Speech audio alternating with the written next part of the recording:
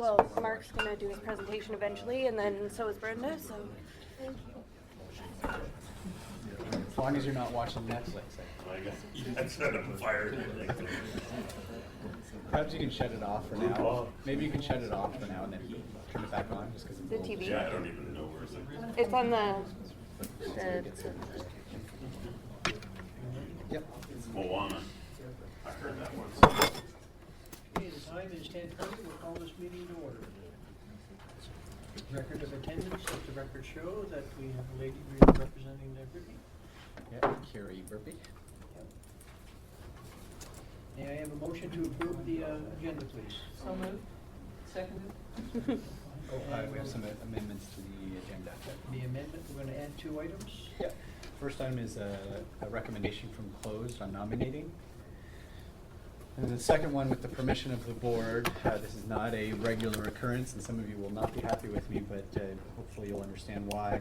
I have a very, very late report to submit for consideration. It is related to the purchase of a vehicle. We discovered this week that 2 federal subsidies run out on electrical vehicles at the end of this month, and it would get us out $7,500 if we don't do it. So I'd be remiss not to propose that we try to recommend that we proceed with it. We've already determined it's the car we want, it's the right fit. I do have printed copies of it. We will run through it a little bit more thoroughly with you.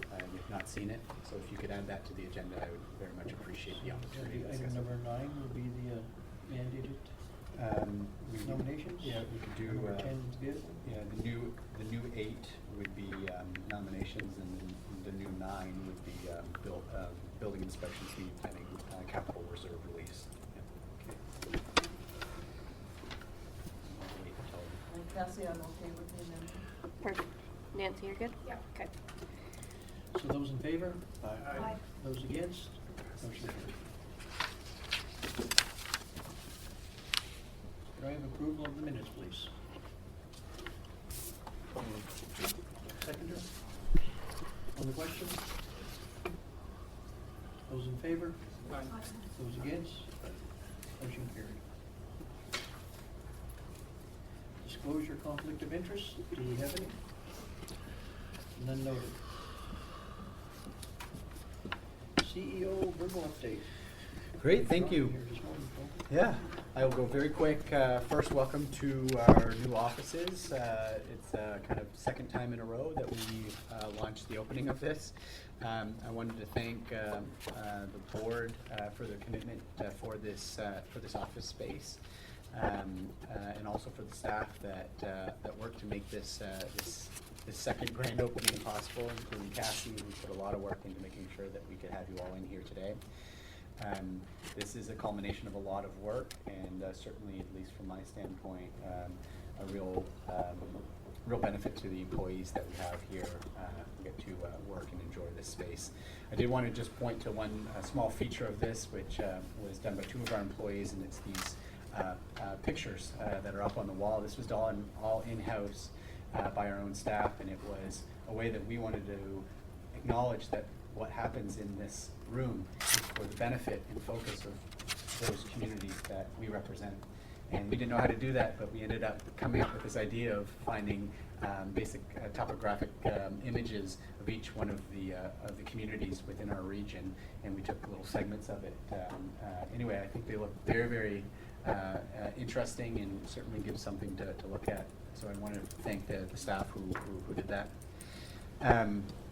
The second piece that I want to discuss is that in December we did launch with a new Enviro Suite program at the landfill. And this allows us to track and monitor. We're not quite ready to release it publicly, but we are test driving it. We are test driving it with complaints that we've received from the public.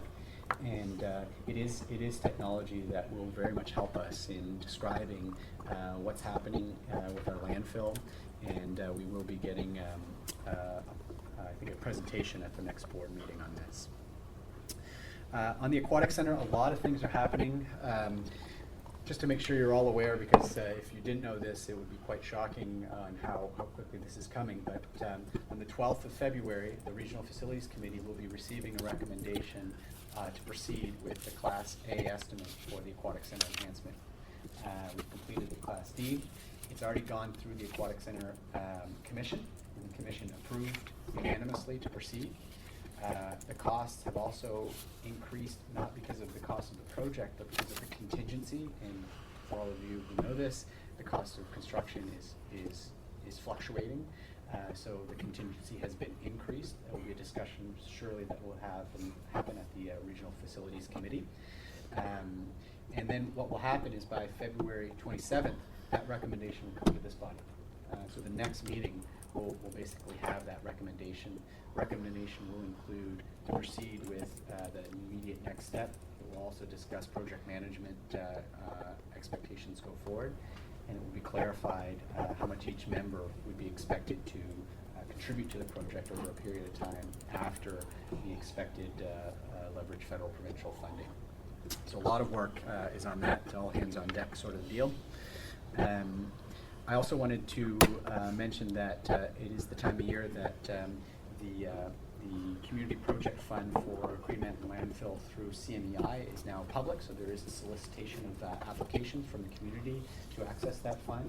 So for those of you who have constituents within that, what we call the host community, please remind them that it's an opportunity to submit the application for that. Unfortunately, it's ineligible for other areas of our region. I wanted to finish by, I often have good news stories in open, but I have or an apologetic, I guess, statement.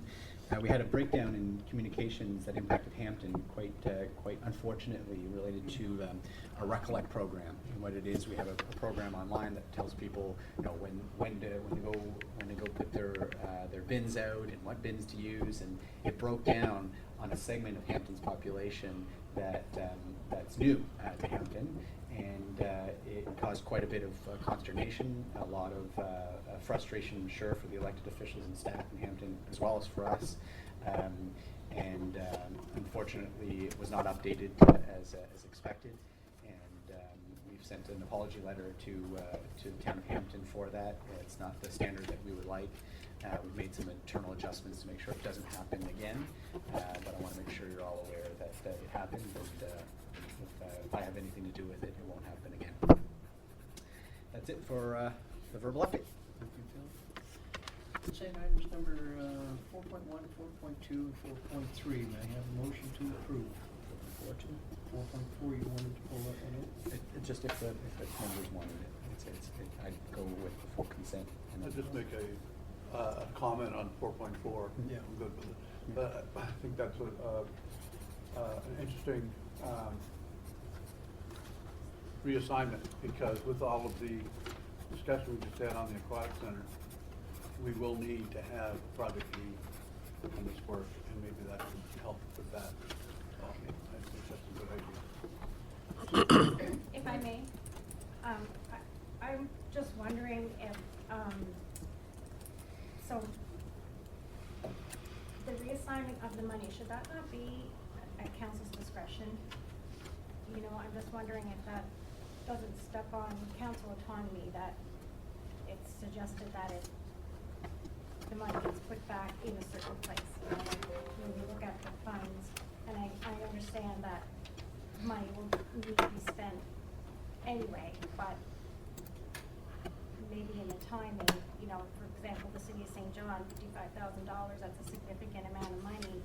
And should a delay happen, shouldn't it be up to council to assign that money where they decide to put it? We thought of that too. The city of St. John thought of that as well. But this is, the money's been allocated, and this would be the proper way for it to be spent on the regional service committee.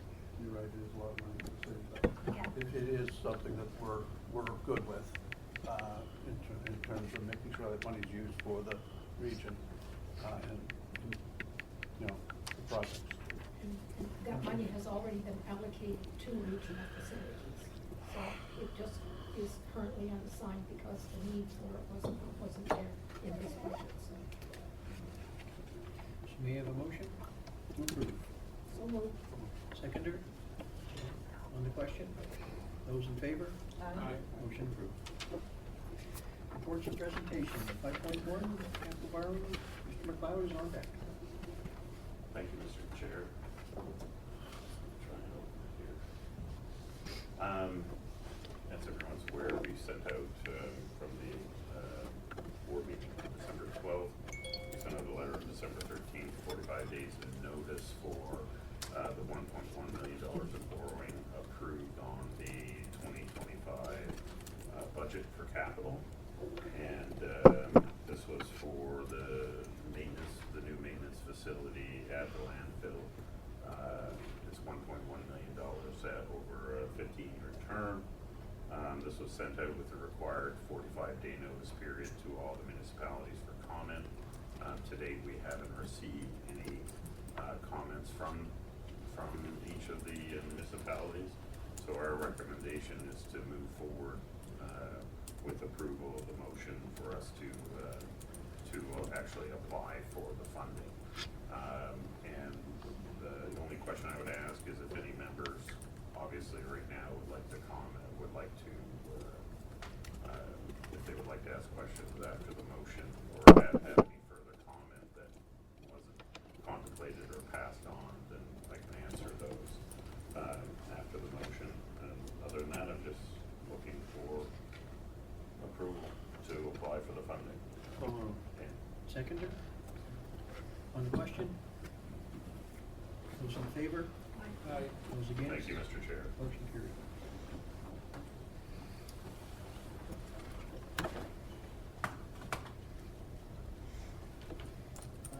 Item number 5.2, Phil? Yeah. So, thank you, Chair Bedford. This is not an adoption of the work plan. This is an adoption of the criteria, evaluation matrix, and timeline to develop the work plan. And it's an opportunity for you also to engage on the preliminary components of the work plan.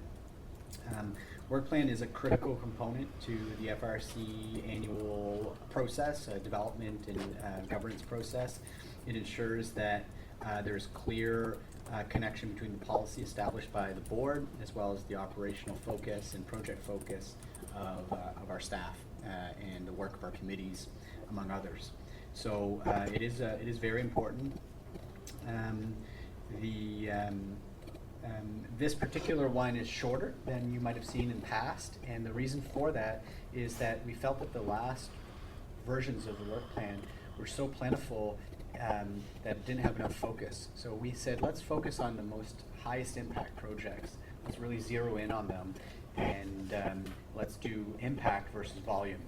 And that's the approach that we're taking this year.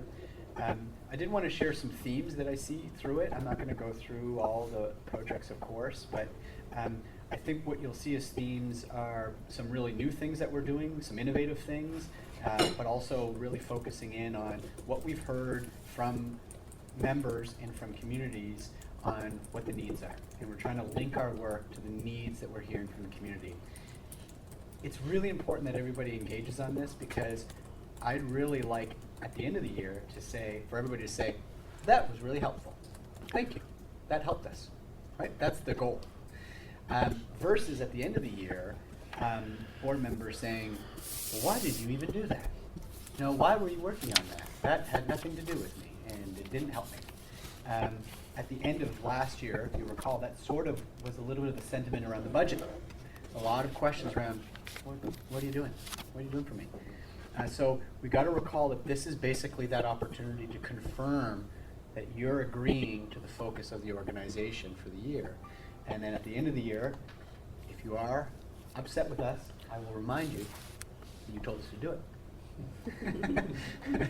So that's why it's important. It's very important. I don't want to slide the rug out from underneath you, but it's important that it's aligned. So let me go through maybe a couple themes. One is around education and awareness. This has been coming since I started. When I first started, the focus was board members and CAOs. We needed to get clarity on what they were expecting of them, what their concerns, and that was focus 2023. 2024, we said, let's start expanding out. We released a newsletter. We did a summit. We're starting to get a little bit more engagement from the councils and the senior staff. Next phase, as you all know, is around residents. It's how do we negotiate this involvement with residents? How do we clarify the FRSC's role in the space that is really one that we do not want to step on the toes of local government? So you're going to see a lot of that education and awareness through the work plan.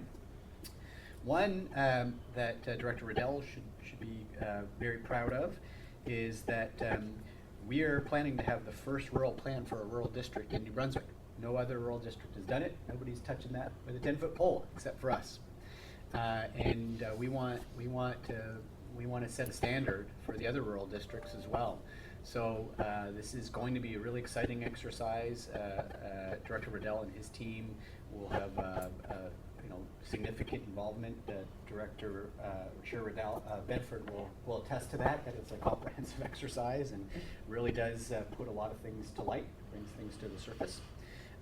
So I'm excited for that, and that will be a piece of our work. Now that we have a regional rail working group, this will be one that I do also believe will yield some outcomes. My guess will be that it will be around education and awareness as well. That if I were to guess what their priority this year would be, is around sharing with residents what's happening with rail, their concerns with rail, how to mitigate concerns, all that. One of the biggest things that will happen in terms of an expenditure piece this year will be the Aquatic Center Enhancement Project, which is coming in February, and the Class A estimate. That's a massive project. You're going to hear today the solid waste strategy, the first phase of the solid waste strategy, or the conceptual design of it. That's going to be a big part of now a Crane Mountain with a new lifespan, if you may, and new outlook on where it's going.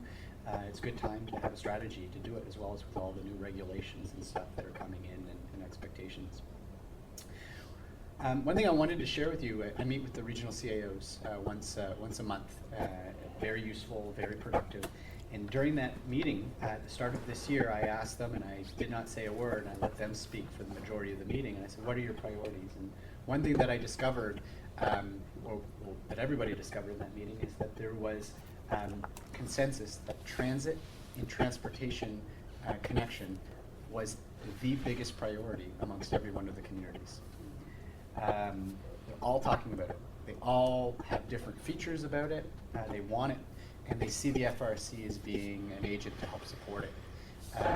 So we do intend to proceed with a pilot this year, by the end of the year, but we've got to design it. We've got to figure out how this pieces together with all the needs across the region. But very exciting. There's a lot of alignment there. There's federal funding. There's provincial funding for this. So I look forward to doing this with the region this year. We're still going to proceed with the regional risk assessment in public safety, which will give us more of a platform on where we should focus our attention in terms of the risks in public safety, similar to the community development needs assessment, which is ongoing and coming to an end. There is going to be some work this year about our collective support to the unhoused in the region. It's undoubted. We are going through the hiring process for a social capacity coordinator, which is funded through Environment and Local Government this year. A deep partnership with the city to try to make sure that this brings value to the efforts existing in the city, but also for what we're seeing as episodic challenges across the entire region on supporting and bringing awareness and education to the unhoused and to the organizations supporting them. So this is going to be a new space for us. It's certainly a pilot type theme, but one that we are going to be treading lightly and trying to see where we can actually provide direct value. Lastly, and again, this is more governance based, but we haven't quite finalized the measurement and evaluation of our regional strategy.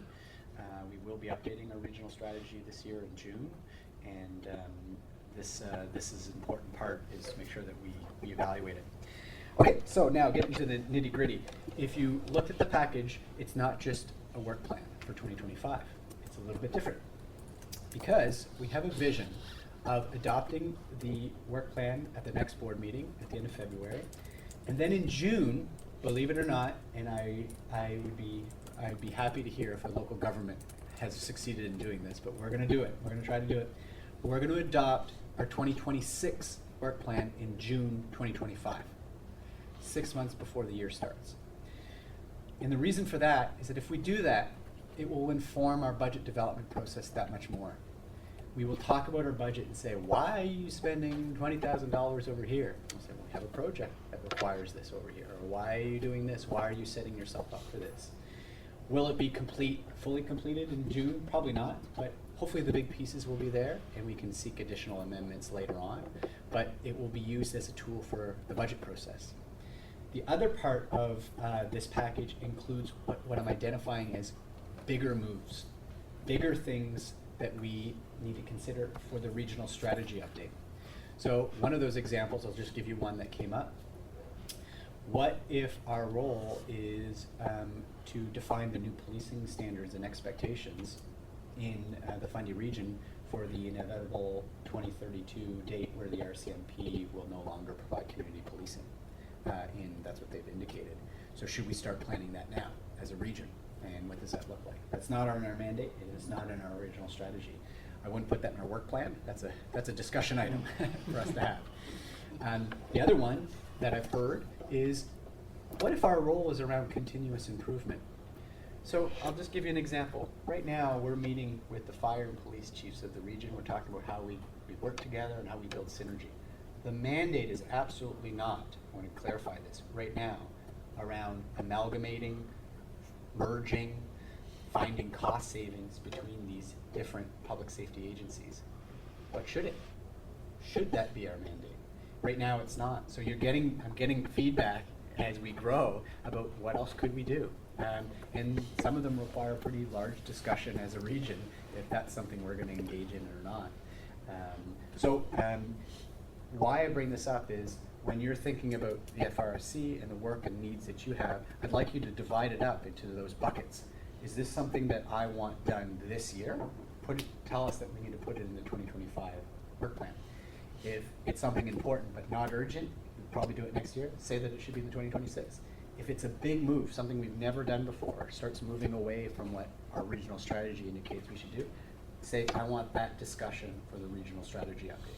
So we can kind of place them in the right spot instead of trying to make our 2025 work plan everything for everybody. It gives a couple options. So the main part of this resolution is to adopt two components. One is a sequencing, which defines how we're going to adopt the 2025 work plan, as well as the 2026, the regional strategy in June. So that's all mapped out in a document that I'd like approved by the board so that you have the same roadmap that we're working with. And then lastly, not to give more work to the staff that's in this room that are probably rolling their eyes with this, is that I've created a project evaluation form. Each project in the work plan is going to be fed through this. And they have to defend that it is a priority and that it fits these criteria. And why is this important to all of you? Well, this is clarifying to all of you that this is how we're evaluating what makes the cut. We have a draft plan and it can definitely change and it will change. But when we do this as a staff, we will evaluate, we will give a score to each one of those projects. And those that rise to the top should stay and those that don't might have to be removed. So we want to make sure you see this evaluation criteria because that's what we'll be using to evaluate ourselves. And when we come to you at the end of February, we will say that they have been evaluated through these criteria and you can question us on those criteria. With that, the resolution is to outline or adopt the outline criteria, evaluation matrix, and timeline to guide the development and elevation of the 2025 Regional Service Commission plan. May I have a motion? Seconder? On the question? Question? Mr. Ciano, do you want comments now or later, or? If we will have a board planning day, which we'll get into if it's specific projects that you're looking for and stuff. I think that would be the right space to do it. But if there's something that you think is needed right now, I certainly will accept it. On the question with the 2025 work plan. So last year we budgeted obviously for 2025, which provided the funding for the work that we're doing in 2025. our budgets have to be prepared by summer of 2025 or 2026. So I guess the question would be, does the budget drive the work plan, or does the work plan drive the budget? That's very important to make the distinction, because we are the contributors to that pot of funding. That's right. So it is not unusual for us to see that we're going to be looking at the work plan in 2026, June. So I'm not sure where the newness is to this. Yeah, I guess where my experience with local governments, this is where I could be stand corrected, is that most local governments would only adopt their official annual work plan, usually at the start of the year. It would be rarer to see it adopted the year before, because just you don't have the information. I think most local governments, at least from my experience, would place some general assumptions on what will happen in the following year, but it will come short. It will fall short to a full, complete work plan. So let's say, here are the big moves that we're doing next year, but that tends to get codified later on in the process, sometimes after budget's approved. So I think for our state right now, we are budget driven, right? Budget defines what you have the capacity to do. And we're gonna try to flip that this year. So if that's what's happening in Quispamsis, we will mimic that as So well. I know we are looking at projections, 3 years, 5 years, 10 years out at this point in time. In 2025, we're looking at those projections already. What are our capital costs going to be? Yeah. So we're already looking at those, and I guess that's the vision that I want to know, this is very, just sort of Standard. top plate Yeah. of, it's not specific yet, so I will be interested in seeing how specific this becomes. Yeah, I acknowledge that one of the risks of this is that it becomes irrelevant. Like, things move and change so often in the local government sector that you establish priorities in the middle of the summer. By just January of the following year, are they still relevant?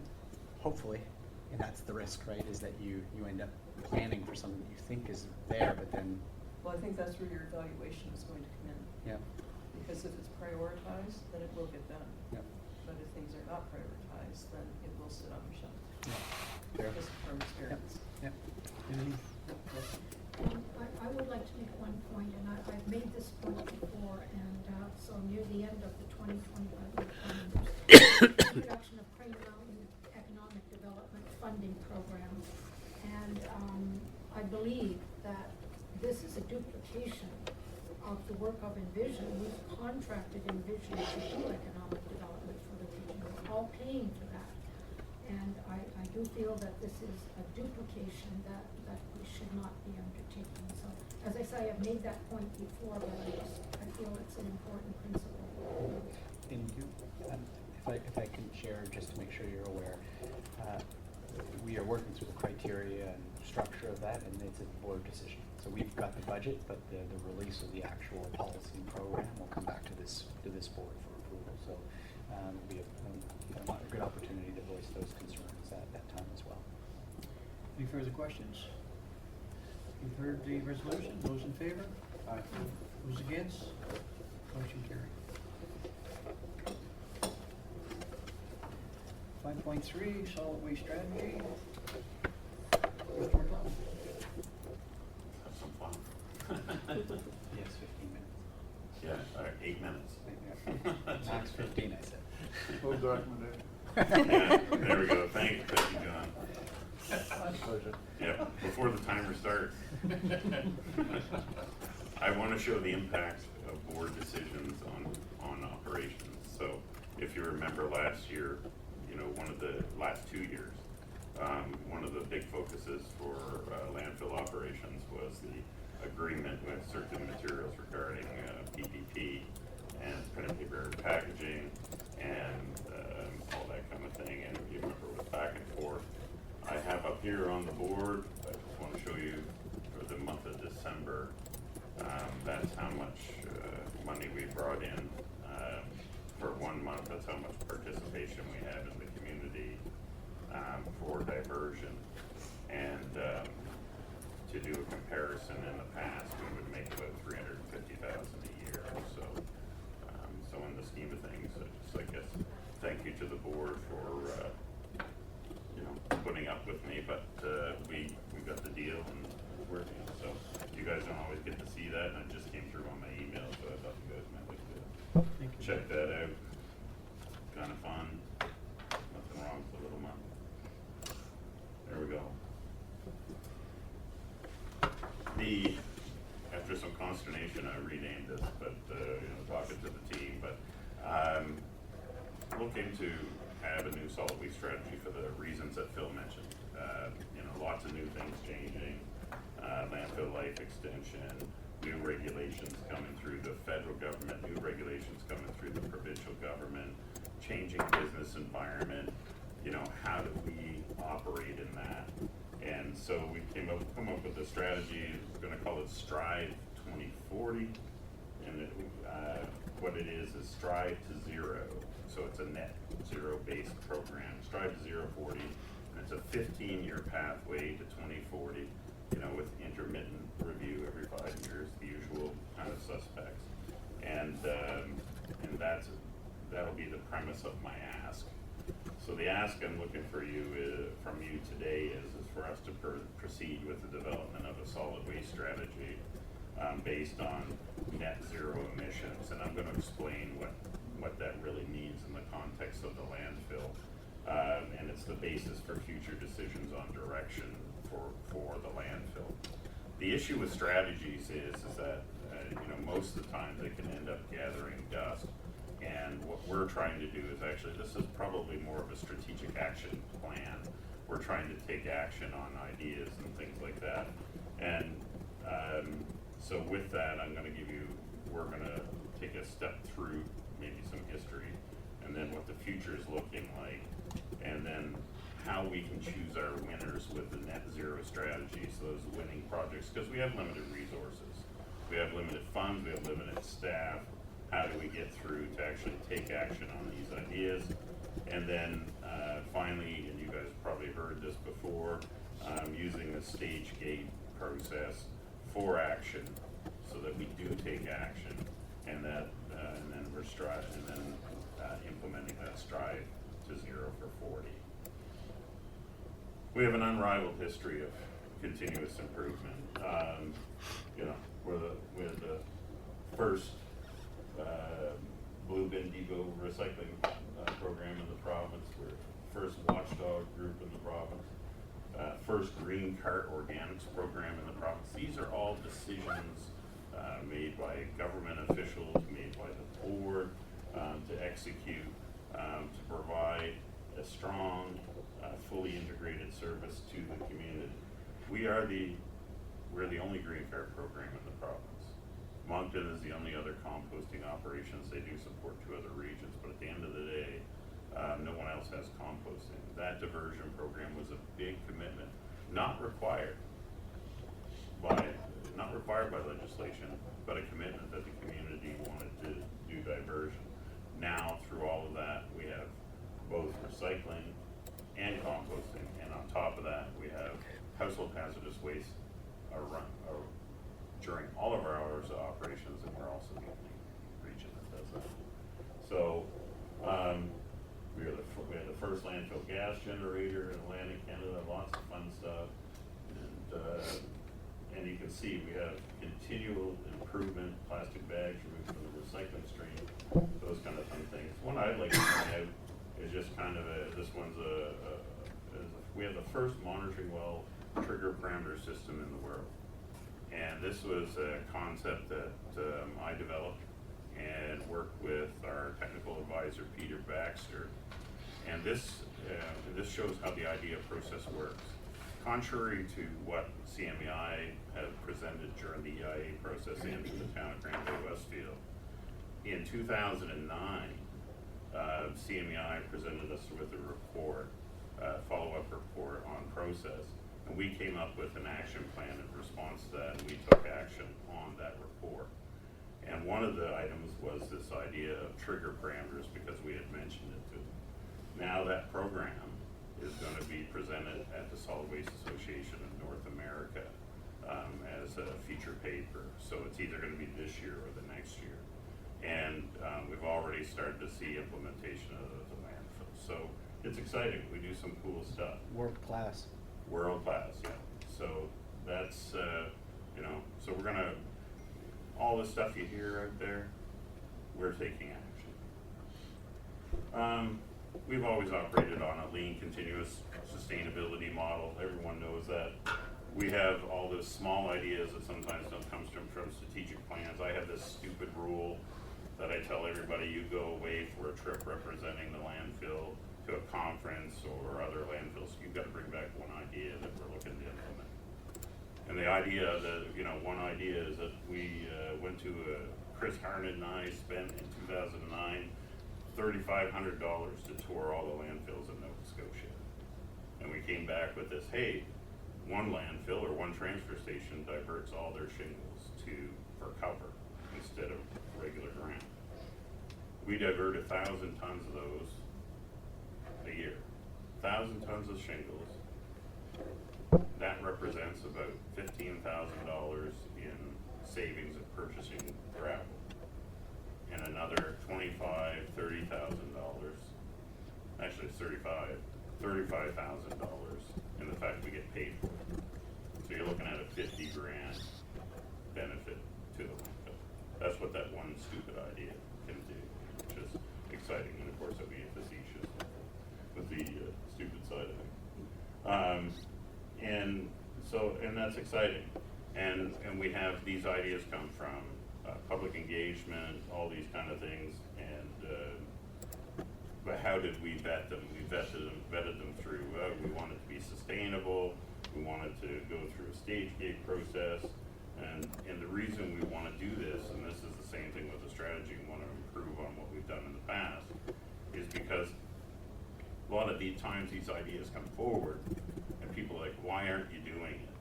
And this can happen at the board level. So, and we had one major project many years ago come through. It was a plasmification operation. They want us to do this. We shut it down through the stage gate process. They started going through the senators, through the feds, through the mayors, and we had to be able to answer that as staff.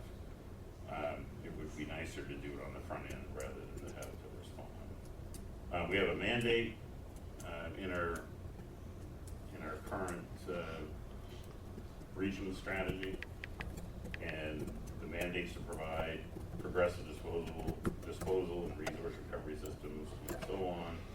And really it's about the vision, which is to promote further reduction of waste by promoting individual corporate responsibility and integrating us into the community.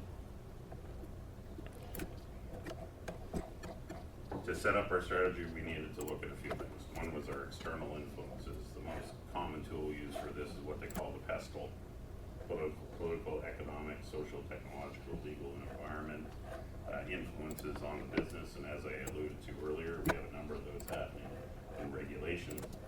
Economic, maybe I should just put Trump there. Social, we have some demographic changes. The economy's changed some buying patterns. Our population density is changing.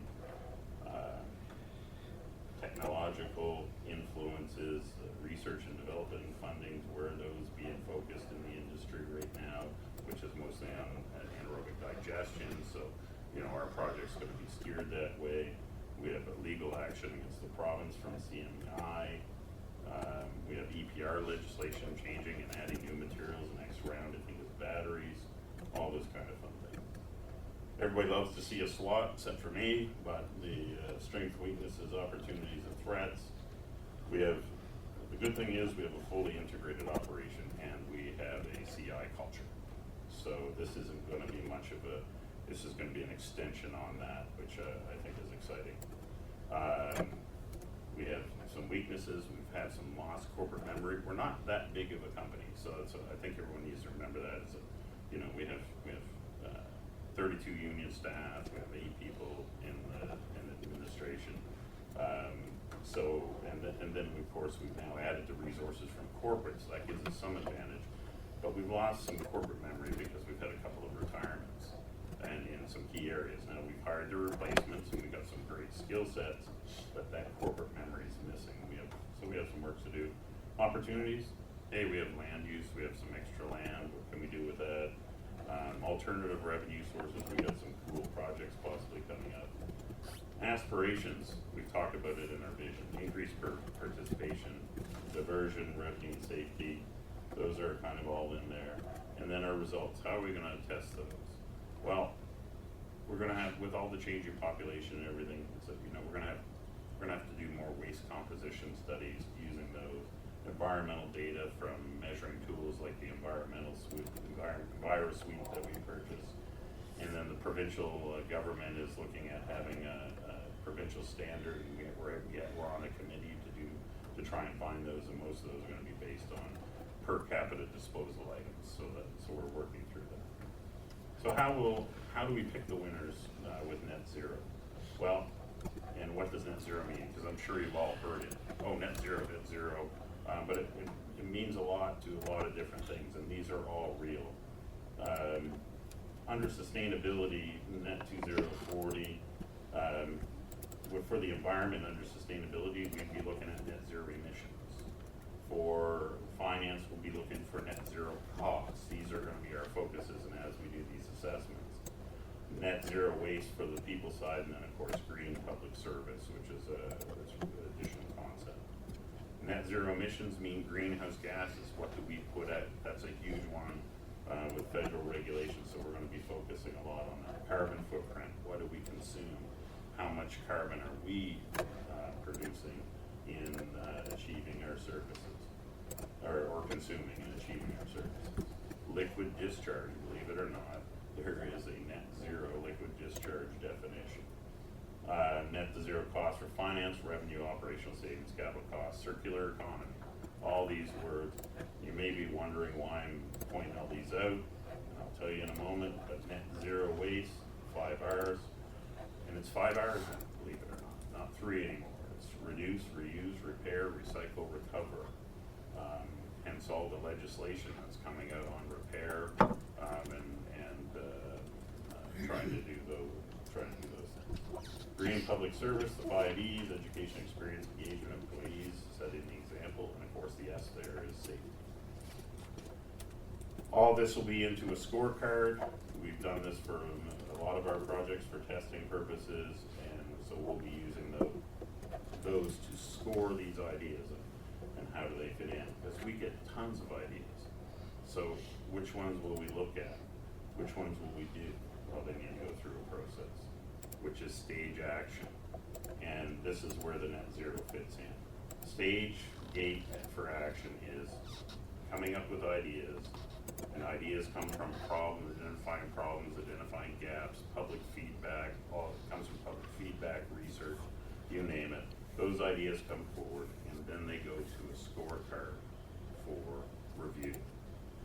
They get scored, and what we'll be doing, and I'll be talking to this, is the development of a public engagement committee.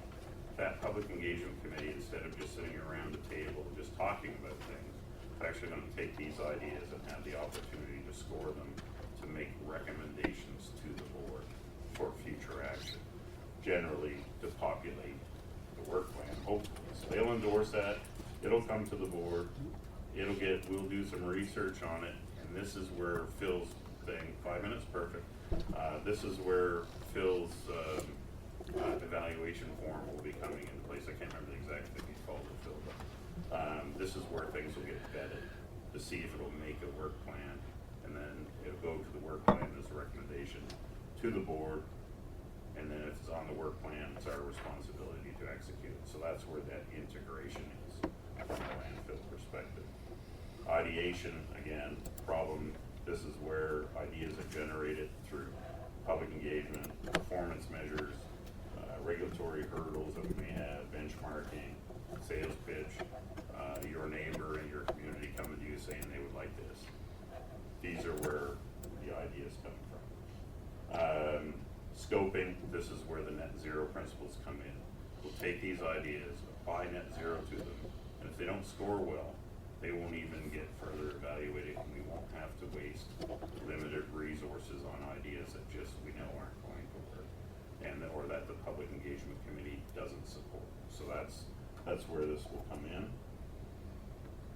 and then they'll get to see real action on real ideas. Once an idea has been accepted, we'll create, embed it through the corporate, we'll create it, work through it, research it, cost it, and put it through the corporate assessment tool. And then from there, it'll be on a work plan to be scheduled and assigned accordingly, and then approved by the board. Action, and then the action will be responsible, including tenders, quotes, managing vendors, etc. The usual. It's the execution, and we'll reevaluate the strategy every 5 years. The foundation for this, you know, landfill's not a likely candidate to reach zero, but we can strive for it, and we can strive for it on all those fronts we discussed. We've benchmarked 4 strategic documents for this. The top programs in Canada. We have looked at Europe, we have looked at the US, but really right now Canada is leading the front. Vancouver, Edmonton, Ottawa, Halton, top 4 programs in the country for benchmarking off their strategic documents right now. In addition, we're using the information from the EIA engagements and our annual public engagements, like the home show, where we see about 800 people a year, which is more than we'll get any separate engagement. And also from other sources, GMB, Recycling B, CMEI, SWANA, etc. We have enough focus right now and problems and gaps identified that we can populate to 2026 on the projects. Problem gaps: odor, water protection, diversion, revenue, fire safety, public relations, those have all been identified. And you can see on there the 2024, 2025, 2026 projects planned out. The 2025 projects are either within the work plan or conceptualized within the budget. Moving forward, if approved today, next steps will be we'll be looking to do a home show public engagement, which will be coming up in March, and then using that to validate and present to you in the March meeting, the first draft of the overall strategic document. 2025, with that approval, we would engage CMEI at that point, and some online engagement as well. And then the board would see a final draft, and presumably at that point, if that's accepted, then we'll also have the public engagement committee terms of reference developed. In May 2025, we would do a public strategy release, and then concurrent with that, we would then put out a call for public engagement, committee members. And then from there, the board nominations to committees, and then boom, we're on a roll. The engagement group is ready to go, and we're preparing for the following year's population of the work plan on time in June. That's it. We're trying to make a strategy that we're gonna use. It's a tool, it's a guideline. And using net zero, I think is it's not just a trend, it's something that everyone is focusing on, and we've seen that in other districts. So today I'm just looking for any further feedback, any further ideas, and then the motion. Okay, we'll ask for a resolution first, that the board direct staff to proceed with the development of the draft solid waste strategy called Strive 2040 or similar, using the principles of the net zero emissions as a primary basis for future decisions on direction and actions for the FRSC solid waste services over the next 15 years until 2040. May I have a motion, please? Second. Huh? The first or second, doesn't matter to me. Come in, On the sir. question? Those in favor? Aye. Those against? Motion carried. Thank you, Mr. Chair. You were again? Item number 5.4, newsletter and website update, Brenda.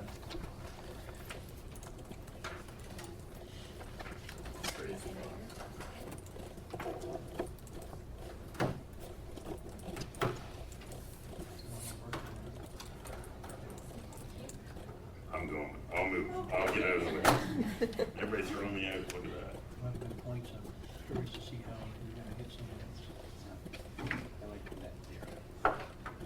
Thank you very much. We're here today, myself and Maggie Mora, who is the communications coordinator.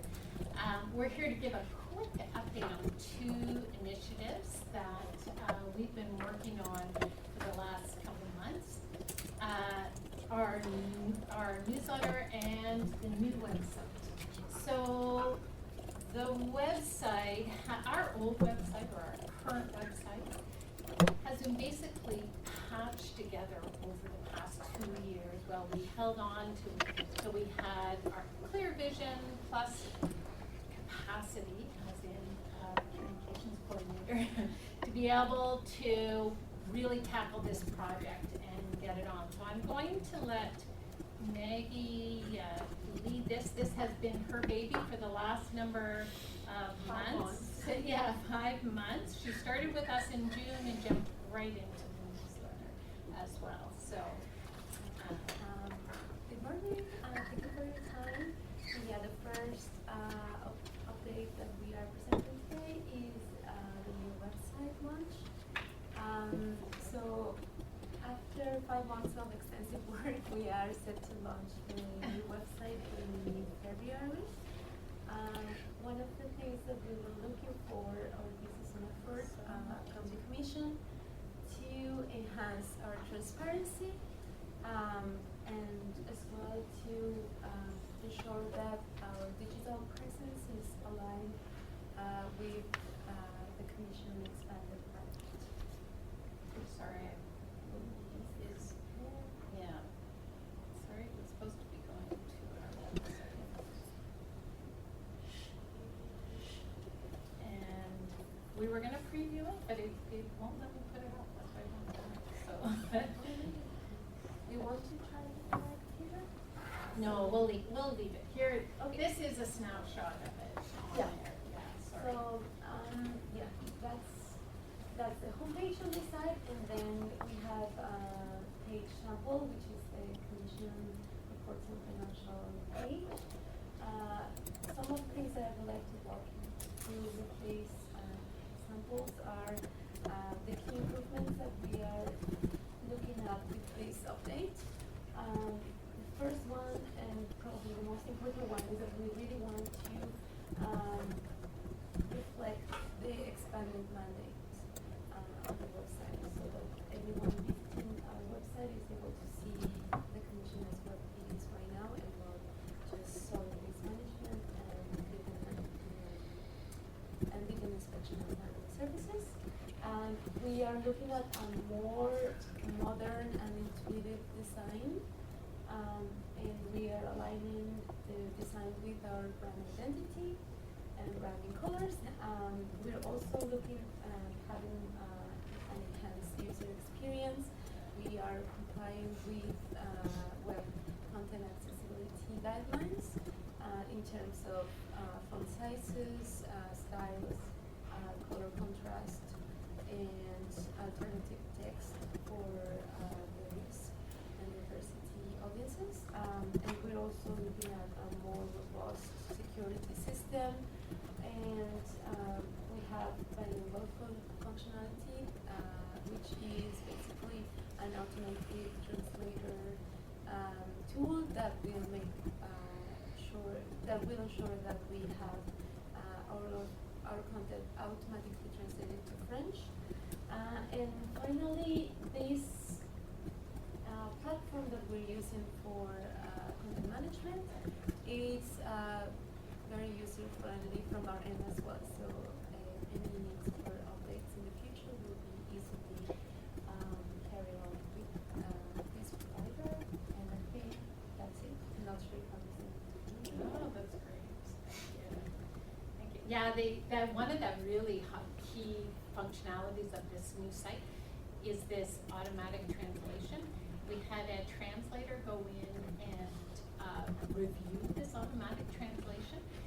She corrected, I think it was something like 8% of our entire website needed a tweak from it. So that tool itself is absolutely incredible, because the amount of money that we spend on translation. This will really bring down the cost on our translation costs as Couldn't well. bet. Yeah, it's really exciting. It's exciting for us because it's quite laborious too, having to do the translations and then implement it, et cetera, time delay too. So the other key tool that we've brought forward over the last few months is our newsletter.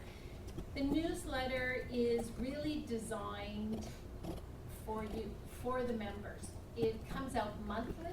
It is the tool is sent the week after our board meeting, so we will take the information from today, and next week you should see this come out. Our audience, and here's a sample of the website, of the newsletter, as you've seen come into your inbox.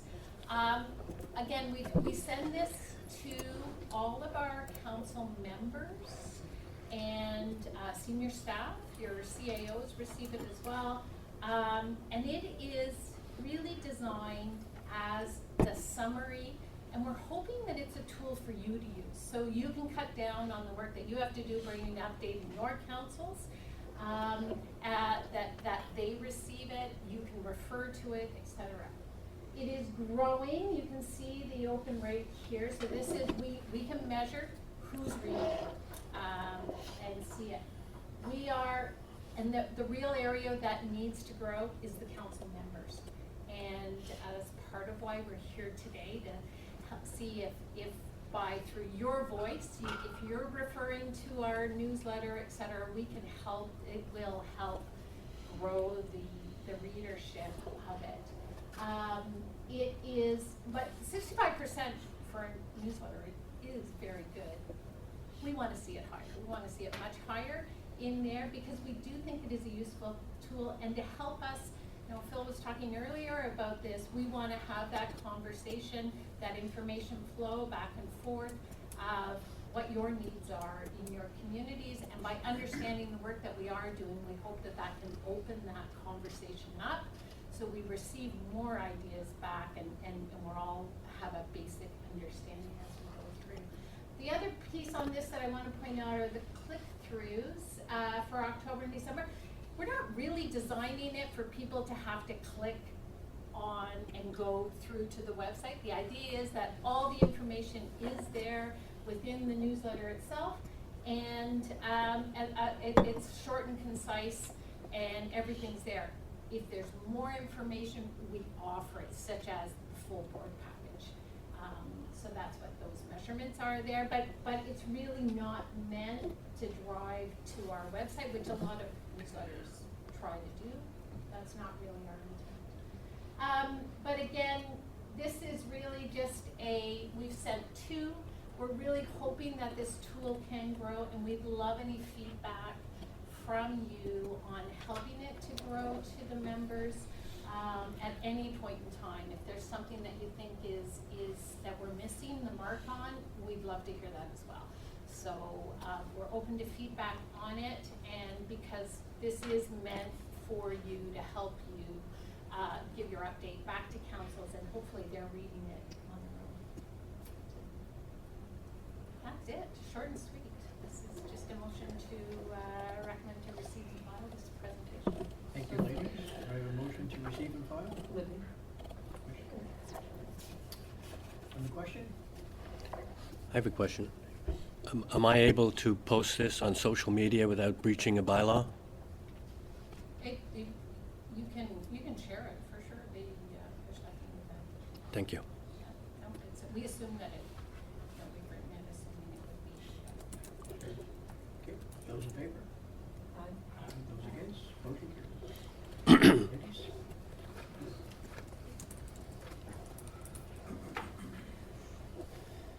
Item number 6.1, Regional Transportation Committee. Scott, you're up on that.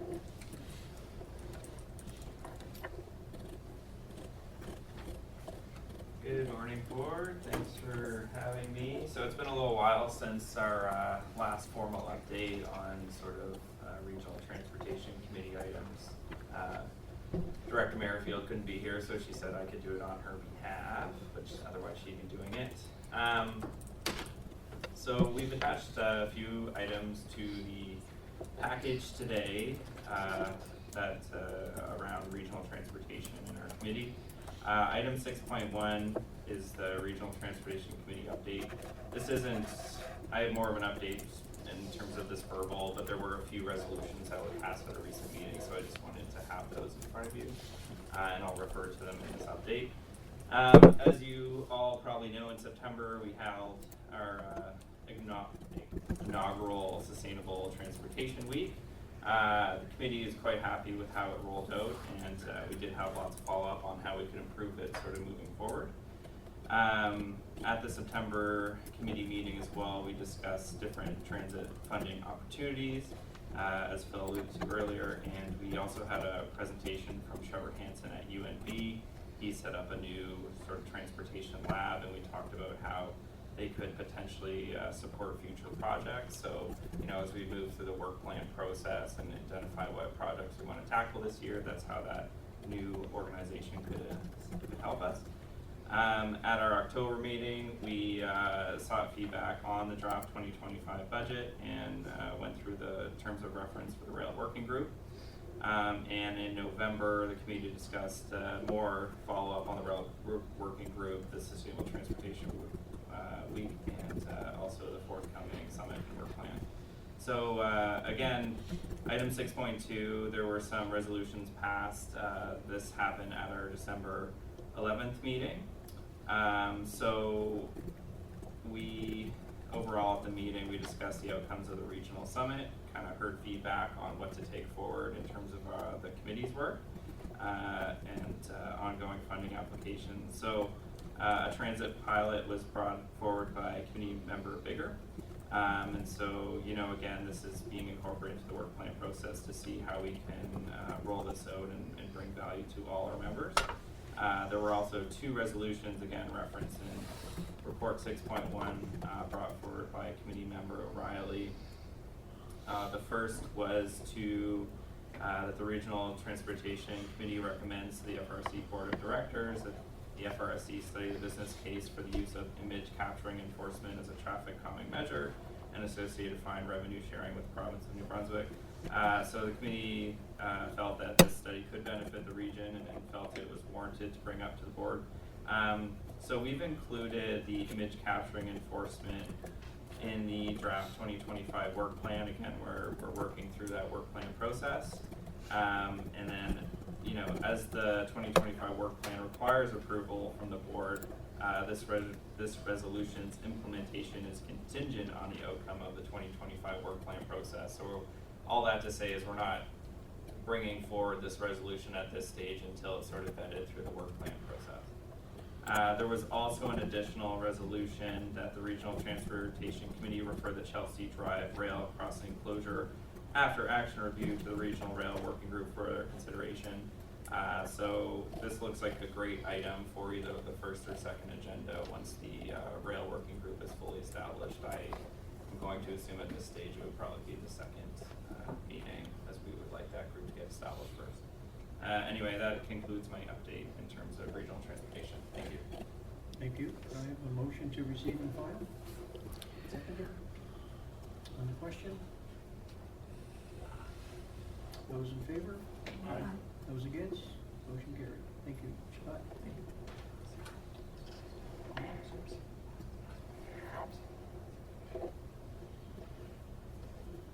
So it's a motion to receive and file item 6.2, right down to 6.2D. Second. Second, on the question? Those in favor? Aye. Those against? Motion carried. Item number 7, correspondence.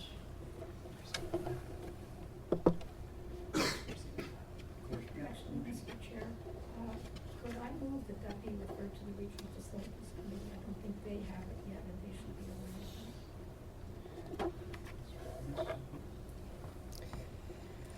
Okay, so item number 8. We'll vote on it. We need to vote on that. So Nancy proposed to send this to the Regional Facilities Committee. I need a seconder. Also seconder. Thank you. On the question? Those in favor? Aye. Those against? Motion carried. Thank you, Director. Item number 8.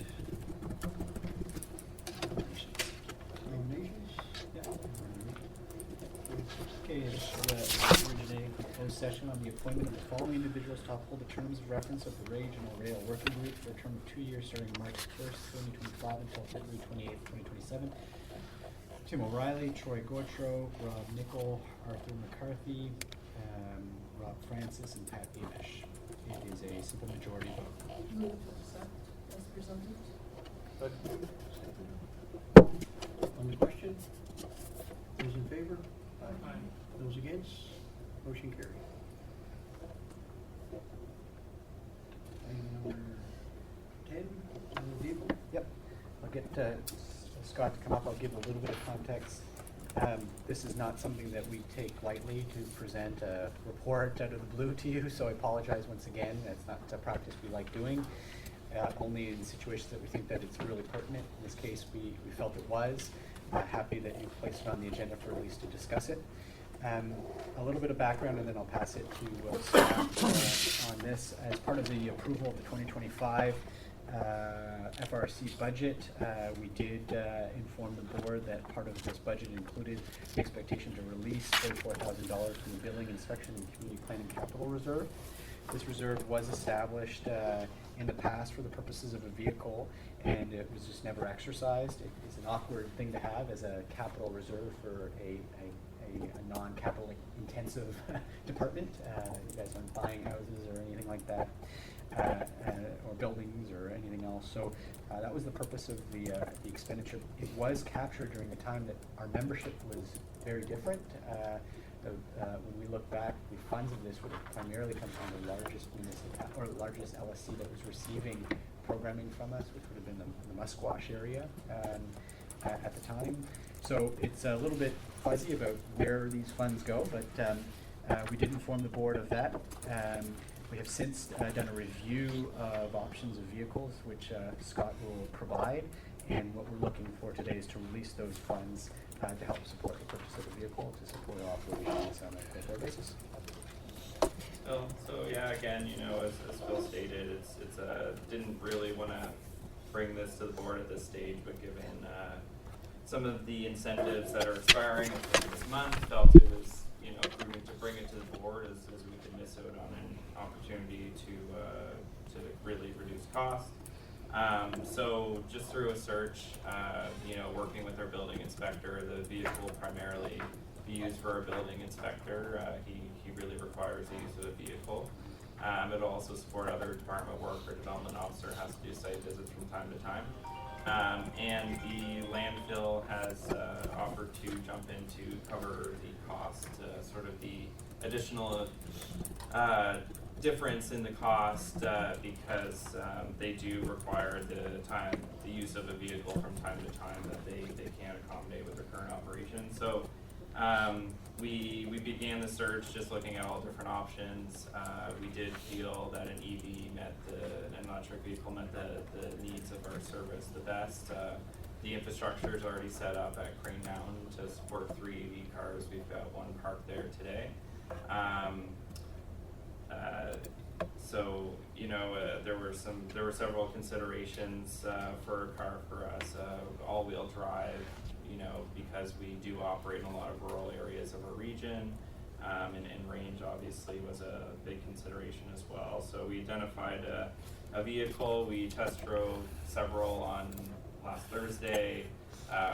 As our reports were due to the board. So again, the timing not so great, but here we are. We assumed we would go forward with the purchase in February and bring forward a motion then. So through that search, we discovered that there's a $5,000 EV subsidy that the federal government offers today that expires at the end of this month. There's an additional $2,500 incentive from the dealership looking to push out their remaining EVs. So with all that, the risk is if we wait beyond this month, then we lose out on that, and as well they are reducing their EV inventory because they're not sure what sales are going to look like given the subsidy is leaving. So again, apologies for bringing this to the board so late, but thought it would be prudent to bring it to the board's attention and have a discussion and go from there. So the motion that you're looking for is to release the funds to purchase the vehicle? That's correct. So there's $44,000 in our in this reserve fund, and that was identified in the 2025 budget. So I think in our last report to the board on the budget, we noted that we'd have to come back for a vote once we identified a vehicle. I'll move that. I'll second it.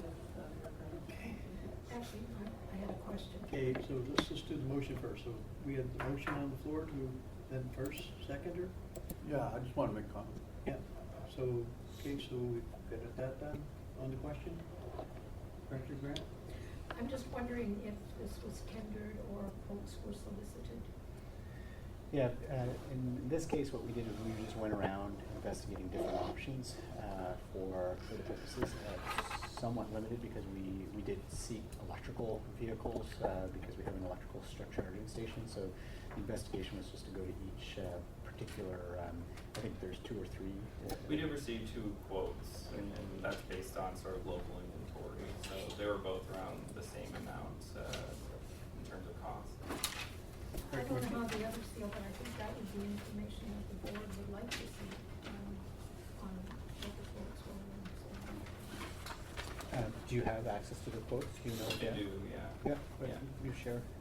Since we're going to try to do it today, there's no waiting. And does that funding apply to hybrid? It's less, but it's, Yeah. You go for it. That's right. It is less, and also in terms of finding a hybrid that's sort of the right size. There's not a lot of availability of hybrids as well right now. So That's okay. Did you have the other quotes?